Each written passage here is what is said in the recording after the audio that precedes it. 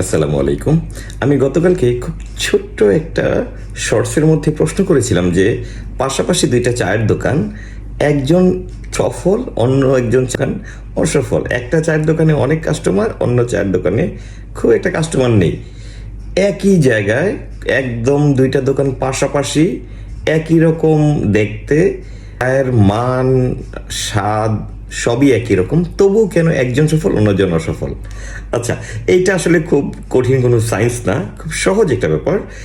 একজন দোকানদার উনি করেন কি, কাস্টমার যখন ওনার দোকানে আসেন উনি হাসি মুখে ওনাকে বসতে বলেন, হাসি মুখে ওনার নাম জিজ্ঞেস করেন, হাসি মুখে জানতে চান যে আপনার চাটা কেমন করে বানাবো, ব্লা ব্লা ব্লা, এরকম। এটা একটা কারণ।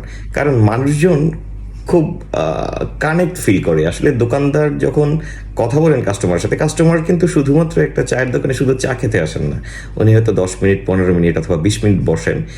এইটা কিন্তু একটা দামি সময়। এই সময়টাতে যখন আপনি একটা মানুষের সাথে হাসি খুশি কথা বলবেন, তাকে তার নাম জিজ্ঞেস করবেন, তার পছন্দের চা কেমন সেটা জানতে চাইবেন এবং সেভাবে বানিয়ে দিবেন, চায়ের স্বাদের মধ্যে যদি সামান্য তারতম্যও থাকে, তবুও কিন্তু ওই মানুষটা আপনাকে কিন্তু মনে রাখবে। কারণ এটা একটা ফিলিংয়ের ব্যাপার। সে 20টা মিনিট কিন্তু আপনার এখানে কিন্তু ব্যয় করেছে। সো এইটা আপনার ফিউচার বিজনেসে আপনার কাজে আসে। পাশাপাশি অন্য চায়ের দোকান আসলে কি করেন, উনি ওই যে একটা চা বানিয়ে দিলেন, কোনো কথা বলেন না, চুপচাপ। সো কানেক্ট করা লাগবে, কাস্টমারের সাথে কানেক্ট হওয়া প্রয়োজন, 1 নাম্বার। 2 নাম্বার কারণ যেটা হচ্ছে যে আপনার দোকানটা অনেক পরিচ্ছন্ন থাকতে হবে।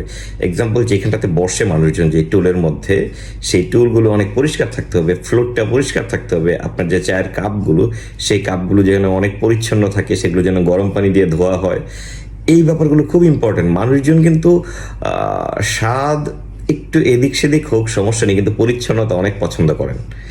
আর 3 নাম্বার কারণ হচ্ছে, যখন একটা কাস্টমার দ্বিতীয়বার আপনার দোকানে আসেন বা তৃতীয়বার আসেন, আপনি যখন তাকে তার নাম ধরে, আপনি মনে রাখলেন তার নামটা, তার নাম ধরে যখন আপনি তাকে বললেন যে কেমন আছেন, বা সে যেই চায়ের অর্ডার করেছিল প্রথমবার, আপনি যখন মনে রাখলেন, হ্যাঁ আপনি তো মনে হয় চা একটু চিনি কম খান, অথবা আপনি চিনি ছাড়া চা খান, সে কিন্তু দারুণ খুশি হবে যে হ্যাঁ আসলেই তো এই চায়ের দোকানদার তো আসলে মনে রাখার চেষ্টা করে। এইটুকু শুধুমাত্র ফলো করলেই আসলে পাশাপাশি চায়ের দোকান, এটা যে কোনো ব্যবসার ক্ষেত্রেই কিন্তু, পাশাপাশি চায়ের দোকান একই জায়গায়, একই রকম দেখতে এবং একই স্বাদ, কিন্তু একজন ব্যবসা করবেন, অন্যজন পারবেন না। আমি আমার এই ভিডিওটা শেষ করার আগে একটা ছোট্ট একটা প্রবাদ বলি। এটা একটা চাইনিজ প্রবাদ। যদি আপনি হাসতে না জানেন, আপনি ব্যবসা খুলবেন না, আপনি দোকান খুলবেন না। সো আপনাকে ব্যবসা করার আগে আপনাকে অবশ্যই হাসতে জানতে হবে। অনেক ভালো থাকবেন।